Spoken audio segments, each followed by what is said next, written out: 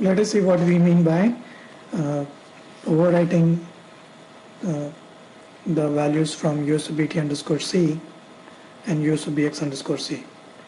Now, if you go to SU25, this is what we have seen, that when you do the step, initially fill the customer tables, what it means is that the contents of USBT is copied into the table USBT underscore C, and the contents of USBX is copied into USBX underscore C. Now, the maintenance of the check indicators is done using the transaction SU24. So let's go and take an example of SU01 and see what we mean by that. So execute the transaction SU24, enter the transaction code for which you want to do the check indicator maintenance. That is the relationship, maintain the relationship between the objects and the transaction codes and the authorization values. So execute. Now when you create display check indicators, you can see the check indicator relationship between the transaction code and the different authorization objects. Now the objects which are maintained as check maintain, these are the objects which will automatically come into the role when you put, let's say, SU01 into the role in the profile generator. So when you put SU01, these objects, P underscore T code, S underscore address 1, S underscore OC role, S underscore user underscore AGR, these are the objects which will automatically come into the role.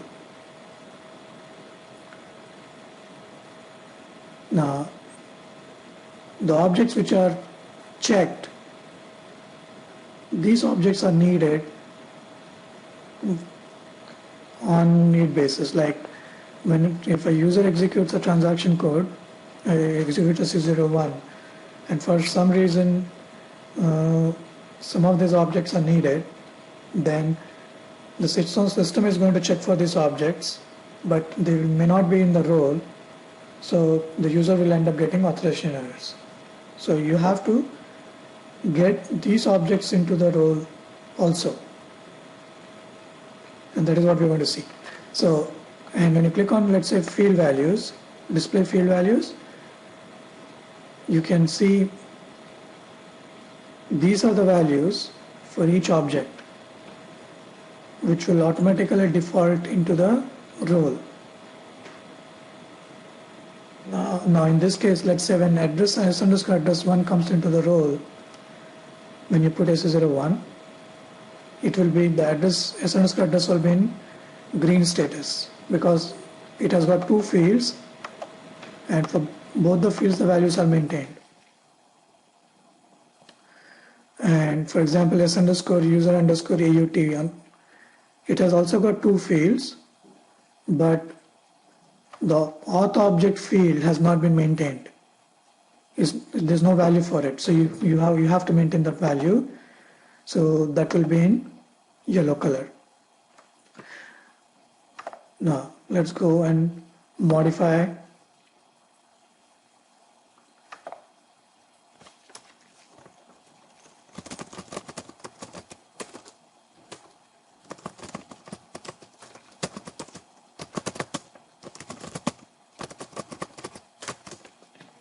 it creates, when you try to change the check indicator status for the of an object, it will ask you to create a transport request. So we created a transport request. Now you can, let's say, maintain the values, values and the relationship between check indicator status of the objects. Now let's go and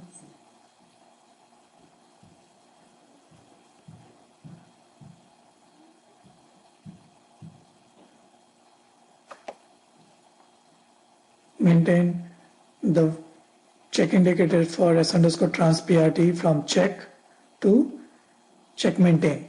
So what it means is when you put SU01 into a role now, this object will also come into the role automatically.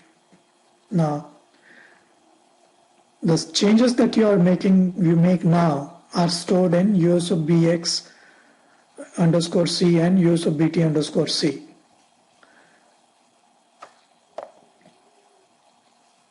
Now, if you want to maintain a field value change for that object, S underscore transprt, you can maintain the values here.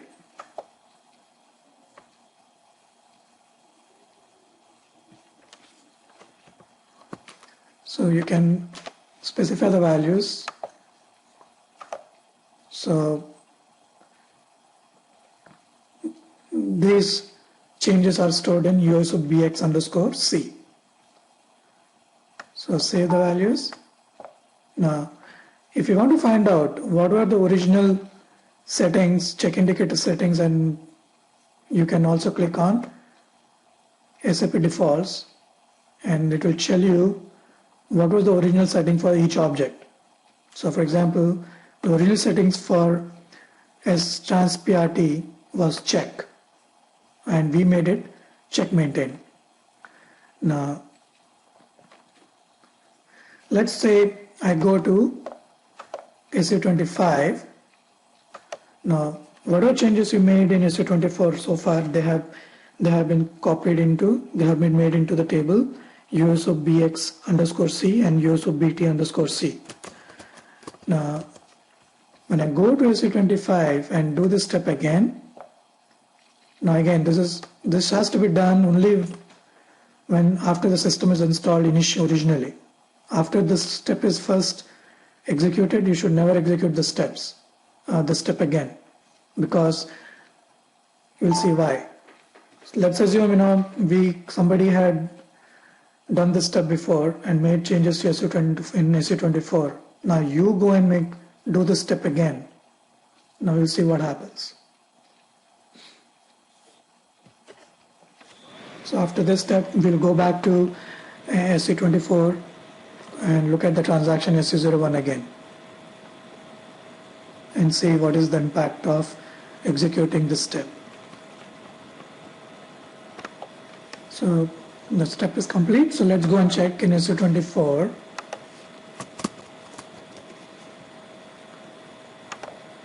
We had changed the check indicator for the object S underscore transprt.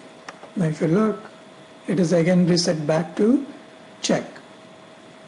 So whatever changes you have made in SU24, all those changes will be overwritten if you execute SU25, the step 1 in SU25 again.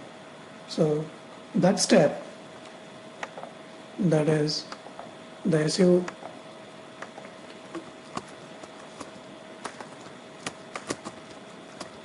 step 1 in SU25 has to be performed only once. That is, before you actually start creating the roles.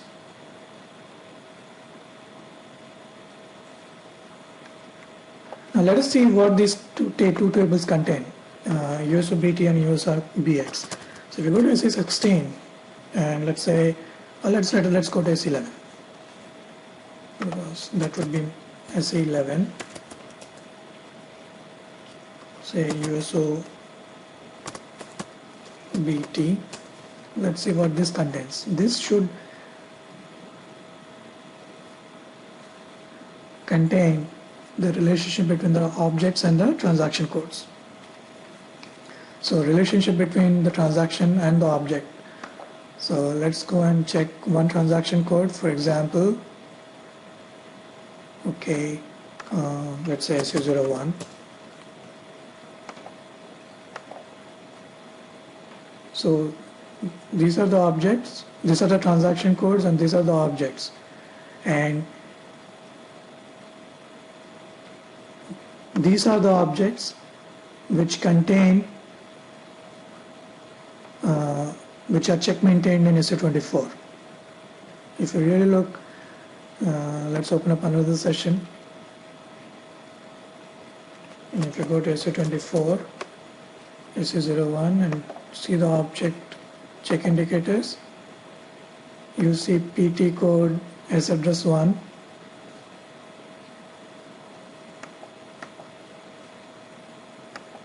but you don't see P ABAP, P origin, for example, they're all checked, right? You don't see the values, the objects which are maintained as check. You only see the values which are maintained as, the objects which are maintained as check maintained in this table, USOBT. And you also see what are the different authorization fields for each object and the values. Now let's see what USOBX contains. And these are SAP defaults.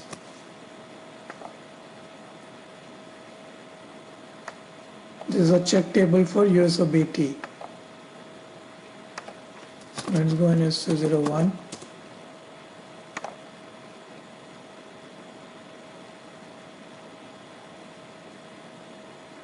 This contains the objects, the list of objects for,